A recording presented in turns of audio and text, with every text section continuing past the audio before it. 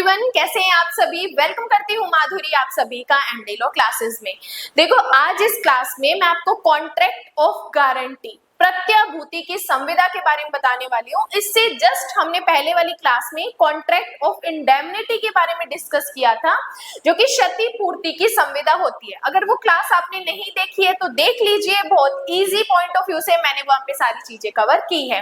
देखो, आज इस क्लास में ये जो कॉन्ट्रैक्ट ऑफ गारंटी है, ये क्या होता है, तीनों पार्टीज का क्या रोल होता है, क्या राइट्स एंड ड्यूटीज होती है, क्या लाइबिलिटीज होती है, क्या case laws and with example, सारी चीजें मैं कवर करने वाली हूँ। चाहे क्वेश्चन प्री का हो, मेंस का हो, इंटरव्यू का हो, तो आप अपना आंसर देने के लिए कैपेबल हो जाइए। तो वीडियो में एंड तक बने रहिएगा और अपने फ्रेंड्स के साथ भी शेयर कर लीजिएगा जिनको कॉन्ट्रैक्ट सेकंड में दिक्कतें आती है, चीजें समझ नहीं आती है। देखो, बात मैं कर रही हूँ प्रत्याभूति की संविदा। देखो, प्रत्याभूति वर्ड जब हम पहली बार पढ़ रहे हैं तो हमें नहीं समझ आता ये प्रत्याभूति क्या होती है।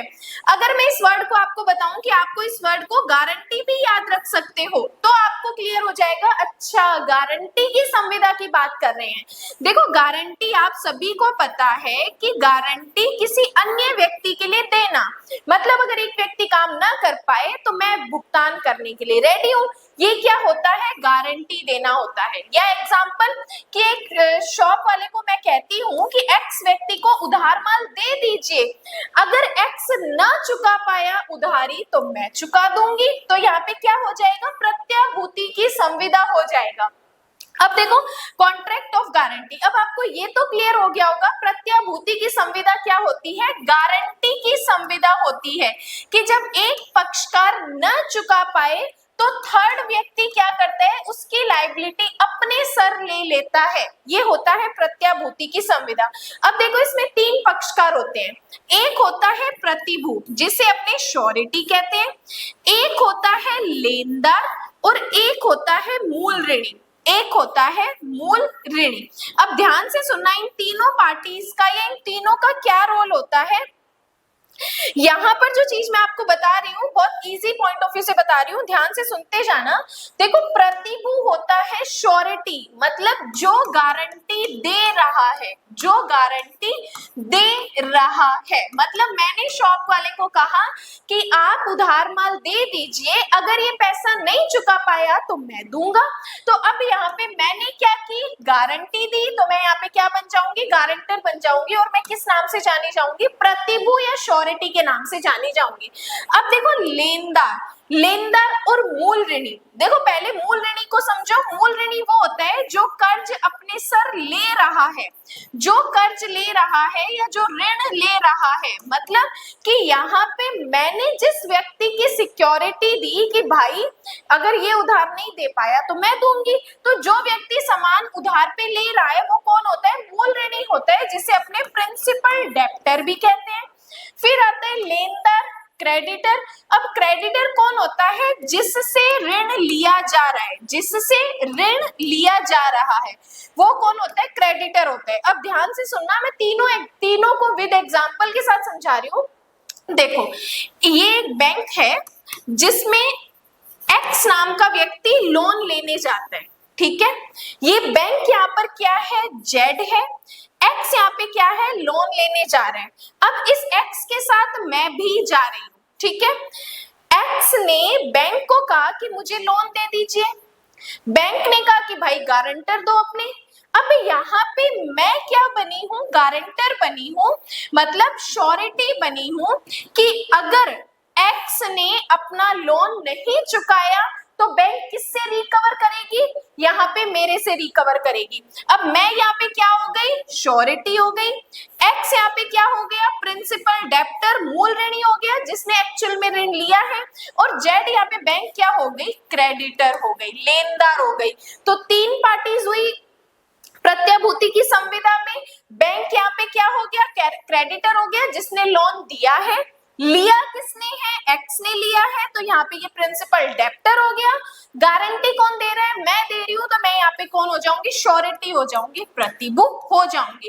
तो यहाँ पर जो हम प्रत्याभूति की संविदा पढ़ते हैं उसमें ये तीन पार्टीज इंपॉर्टेंट होती है। स्टार कर लेना, मेंस का क्वेश्चन है, इंटरव्यू में भी पूछा जा सकता है और प्री के क्वेश्चंस भी यहाँ पे आते हैं। ये तो मैंने आपको बताई कंसेप्ट वाली चीजें। अब हमें अपनी मेंस की आंसर राइटिंग में कौन कौन सी चीजें लिखनी है, कैसे लिखनी है, वो ध्यान से सुनना।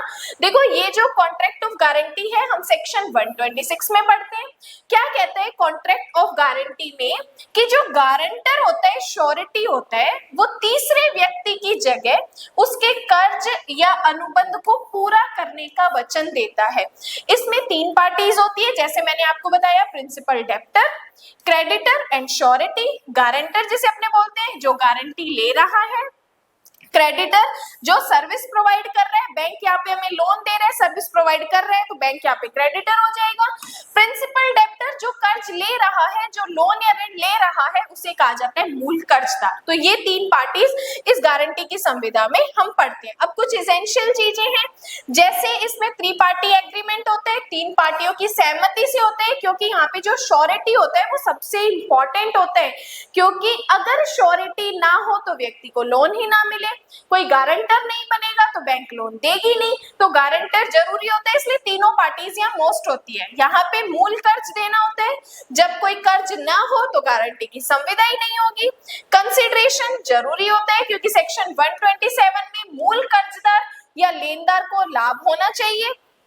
अब ये जो संविदा हम कर रहे हैं प्रत्याभूति की संविदा, ये एक्सप्रेस इम्प्लाइड होती है, मतलब मौखिक भी हो सकती है, लिखित भी हो सकती है। और यहाँ पे जो लाइबिलिटी होती है वो सेकेंडरी होती है, मतलब गारंटर जिम्मेदार केवल डिफॉल्ट होने पर ही होगा।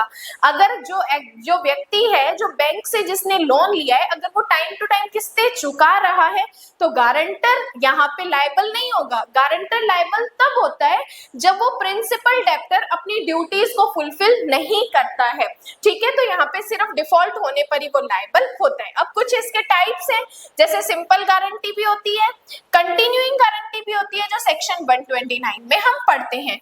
और इसके अलावा कुछ ऐसे एक्सटेंट ऑफ श्योरिटीज लायबिलिटीज भी होती है, मतलब कि श्योरिटी की लायबिलिटी जो प्रतिभू है, जो गारंटर है, उसकी लायबिलिटी कहां तक होगी? तो जहां तक प्रिंसिपल डेप्टर की लायबिलिटी होती है, श्योरिटी की लायबिलिटी भी वहीं तक होती है।